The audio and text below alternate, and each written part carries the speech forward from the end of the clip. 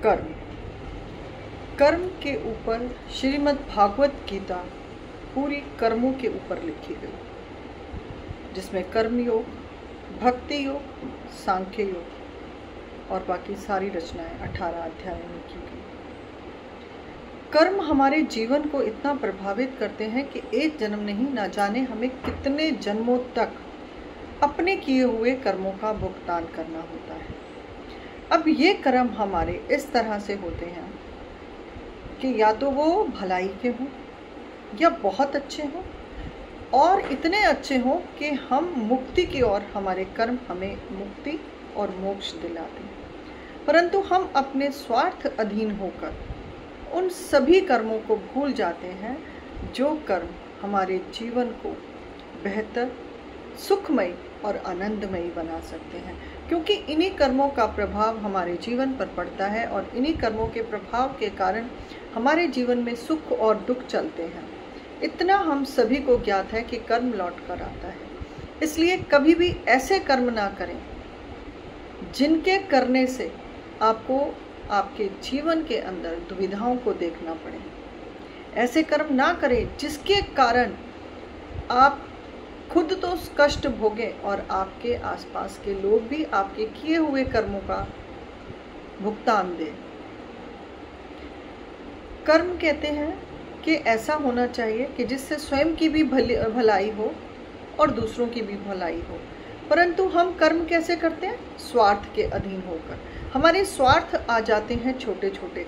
अब इन स्वार्थों को पूरा करने के लिए हम कैसे कैसे कर्म कर जाते हैं।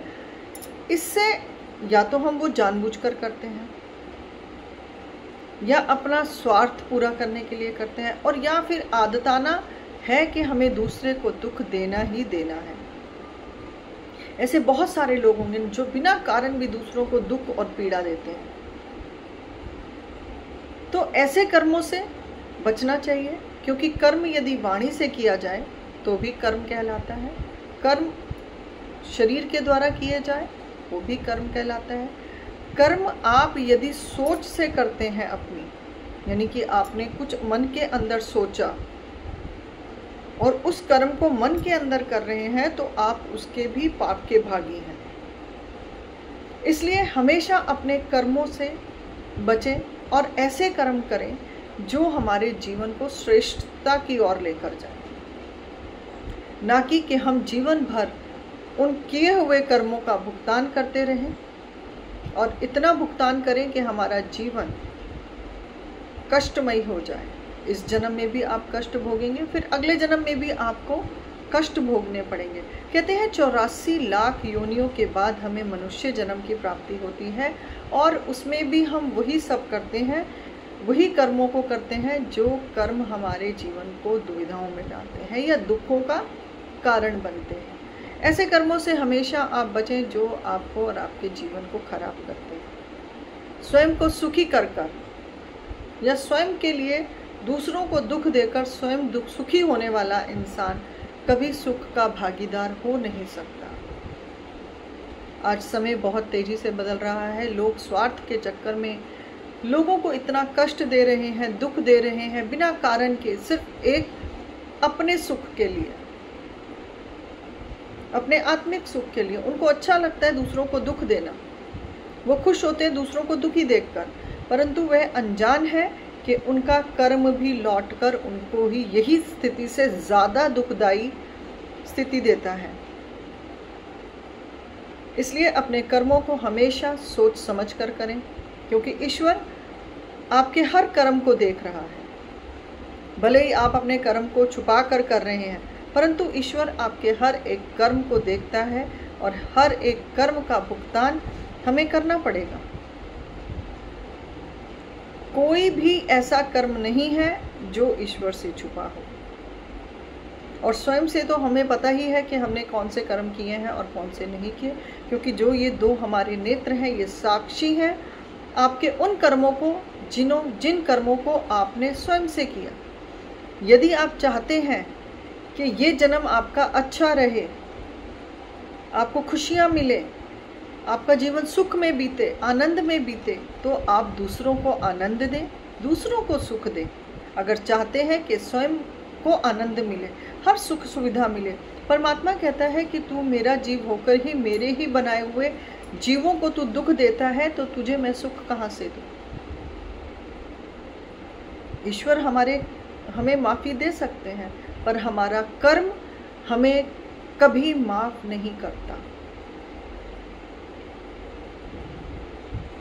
84 लाख योनियां, यानी कि कीट पतंगे, कभी जलचर, कभी भूमिचर, कभी आकाशचर, ऐसे ना जाने हम कितने जन्म लेकर इस जीवन के अंदर आते हैं और मनुष्य जीवन की प्राप्ति करते हैं।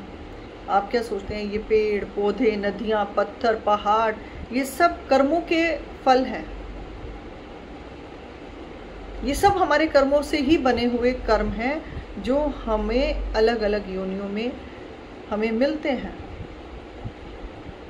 इसलिए कभी ऐसे कर्म ना करें कि जिससे आपका जीवन तो दुविधाओं में पड़े और आपको बार बार जन्म में आना पड़े, क्योंकि ईश्वर आपके कर्म की माफ़ी भी तब देंगे जब आप ईश्वर को मानते होंगे, उनके ऊपर आपकी आस्था होगी। और वैसे भी जो इंसान ईश्वर के ऊपर आस्था रखता है वह कभी गलत काम परिस्थिति वंश भी नहीं कर सकता, क्योंकि ईश्वर उसको उस परिस्थिति में भी बचा लेते हैं जो कर्म इंसान स्वयं करता है। इसलिए ऐसे कर्मों से हमेशा बचें जिससे दूसरों का नुकसान हो, अपना नुकसान हो, क्योंकि ईश्वर हमें देख रहे हैं और हमारे कर्मों को वो हर पल देख रहे हैं। इसलिए कोई भी कर्म ऐसा ना करें कि जिससे आपको लगता है कि क्या फ़र्क पड़ता है।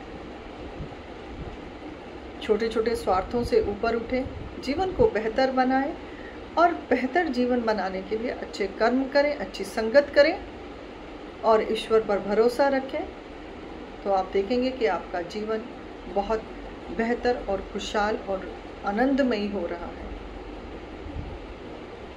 इसलिए ईश्वर को सदा समर्पित रहें और बुरे कर्मों से बचें, क्योंकि बुरे कर्म आपका पीछा करते हैं।